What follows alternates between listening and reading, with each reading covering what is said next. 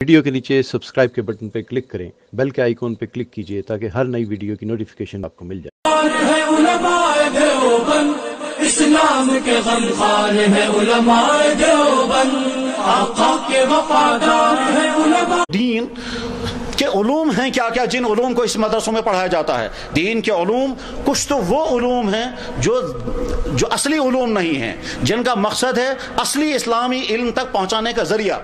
उसको कहते हैं हम अरबी ग्रामर, सर्फ है, नहव है और इसके साथ दूसरे उलूम हैं। उसके नतीजे में ये मुसलमान आलिम आगे चलकर बराह रास्त कुरान को समझ सकता है, बराह रास्त हदीसें समझ सकता है, बराह रास्त फिक़ह समझ सकता है। बल्कि बाज़ी हज़रात ऐसे हैं कि उनकी इल्मी सलाहियत इतनी पुख्ता हो जाती है कि आगे नया जैसा भी मसला पैदा हो जाएगा, इज्तिहाद करने की हिम्मत उसके अंदर पैदा हो जाती है और वो नए मसाइल को हल करने के लिए अपने राय भी पेश कर सकता है। जैसे हजरत मौलाना अशरफ अली थानवी, जैसे हजरत मुफ्ती किफायतुल्लाह, जैसे हजरत अल्लामा अनवर शाह साहब, जैसे आज के ज़माने में हमारे बहुत सारे चोटी के चंद उलमा हैं जो मुश्किल तरीन मसाइल को हल करने के लिए इल्मी सलाहियतें अपने अंदर पैदा करने में कामयाब हो गए।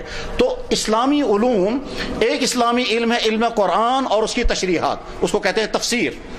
एक इस्लामी अहम तरीन इल्म हदीस और उसके मुताल्लिकात, एक इस्लामी इल्म फ़िक़्ह और उसके मुताल्लिकात, एक इस्लामी इल्म तसव्वुफ़ और उसके मुताल्लिकात, एक इस्लामी इल्म है तारीख़ इस्लाम और एक इस्लामी इल्म उसको कहते हैं इल्मुल अक़ाइद। ये तमाम इन मदरसों के अंदर पढ़ाए जाते हैं।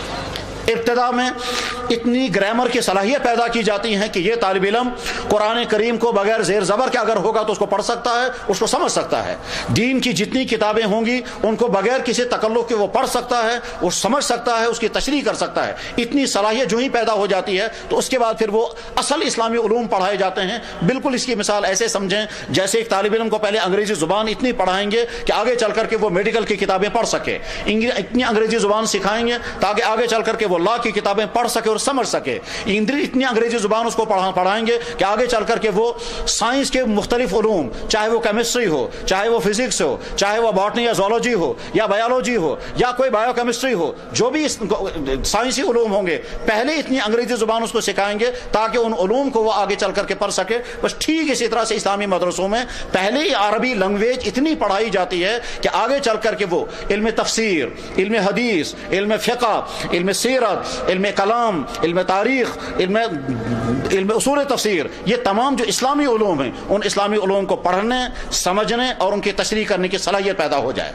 जब ये सलाहियत उसको पैदा हो जाती है उसके बाद फिर असल इल्म शुरू हो जाता है। वह है मसलन सबसे पहला इल्म इल्मुल कुरान और इल्म तफसीर। वीडियो के नीचे सब्सक्राइब के बटन पर क्लिक करें, बेल के आइकॉन पर क्लिक कीजिए ताकि हर नई वीडियो की नोटिफिकेशन आपको मिल जाए।